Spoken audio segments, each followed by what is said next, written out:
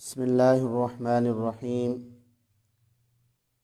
ازادۃ الخلفاء عن خلافت الخلفاء اور فیضان صدیق اکبر میں یہ واقعہ مذکور ہے۔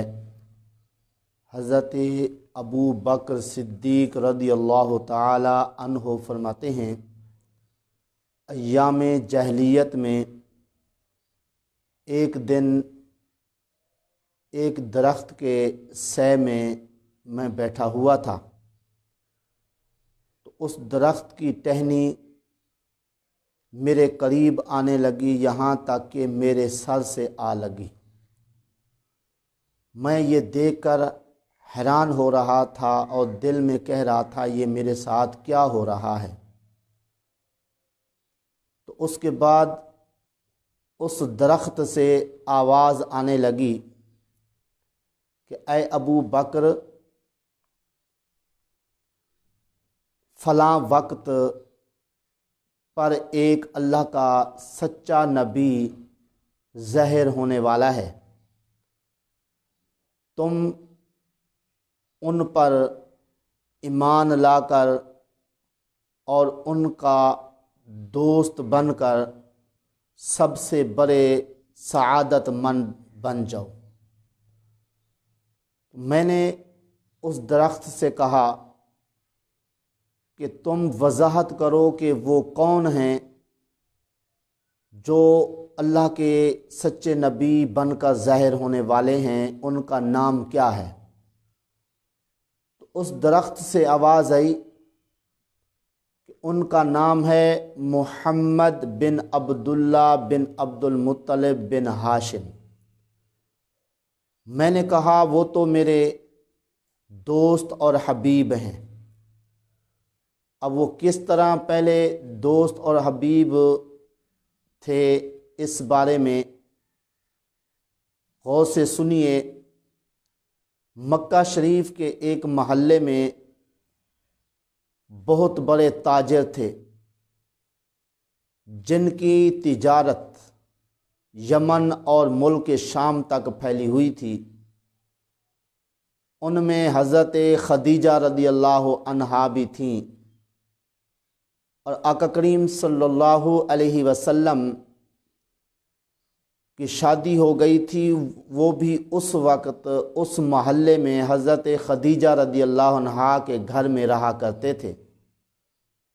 حضرت ابو بکر صدیق رضی اللہ تعالی عنہ بھی چونکہ تاجر تھے اور یہ بھی اسی محلے میں رہتے تھے، تو وہاں پہ رہتے رہتے آقا کریم صلی اللہ علیہ وسلم سے ملاقات ہوتی رہتی تھی، اور پہلے سے وہاں پہ رہنے کی وجہ سے ایک دوسرے سے دوستی تھی۔ تو جب درخت نے کہا کہ تم جو ہے ان کے دوست بن جاؤ، ان پر ایمان لے آؤ، اور نام بھی اس درخت نے بتایا، تو حضرت ابو بکر صدیق رضی اللہ تعالیٰ عنہ نے فرمایا وہ تو پہلے میرے دوست ہیں، میرے حبیب ہیں۔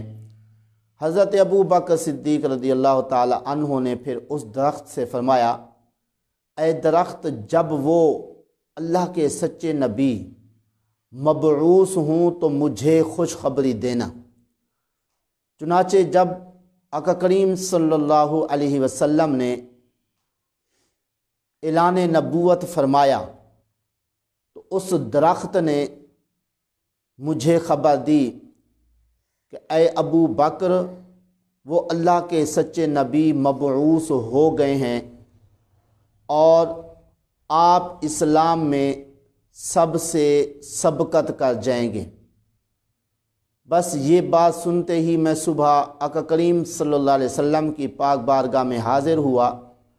آقا کریم صلی اللہ علیہ وسلم نے مجھے دیکھتے ہی فرمایا، اے ابو بکر، میں آپ کو اللہ اور اس کے رسول کی طرف بلاتا ہوں۔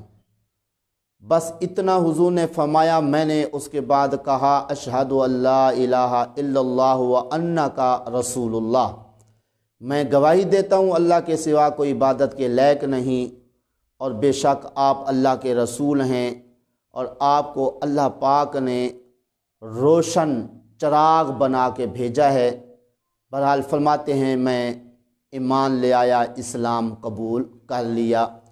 تو اس کے بعد حضرت ابو بکر صدیق رضی اللہ تعالی عنہ نے پھر اپنی پوری زندگی آقا کریم صلی اللہ علیہ وسلم کی فرما برداری میں، حضر و سفر میں آپ صلی اللہ علیہ وسلم کے ساتھ گزاری، اور اس طرح آقا کریم صلی اللہ علیہ وسلم کے حکم پر بڑا مال قربان کیا، اور اتنا مال قربان کیا، اتنا مال خرچ کیا کہ آقا کریم صلی اللہ علیہ وسلم خود ارشاد فرمایا کرتے تھے کہ مجھے جتنا حضرت ابو بکر کے مال نے نفع دیا ہے اتنا کسی اور کے مال نے نفع نہیں دیا ہے۔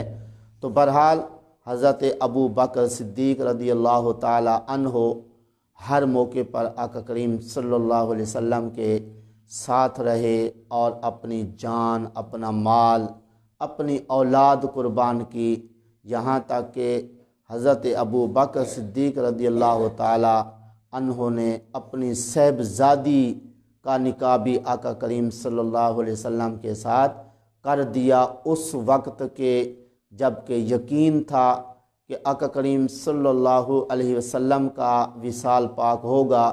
اس وقت ہماری بیٹی جو ہے وہ جوان ہوگی، ابھی جو ہے وہ زیادہ عمر ان کی نہیں ہوگی، اور پھر آقا کریم صلی اللہ علیہ وسلم کے وصال کے بعد ان کو وراثت سے بھی کچھ نہیں ملے گا، کیونکہ نبی کی وراثت آگے چلتی نہیں ہے۔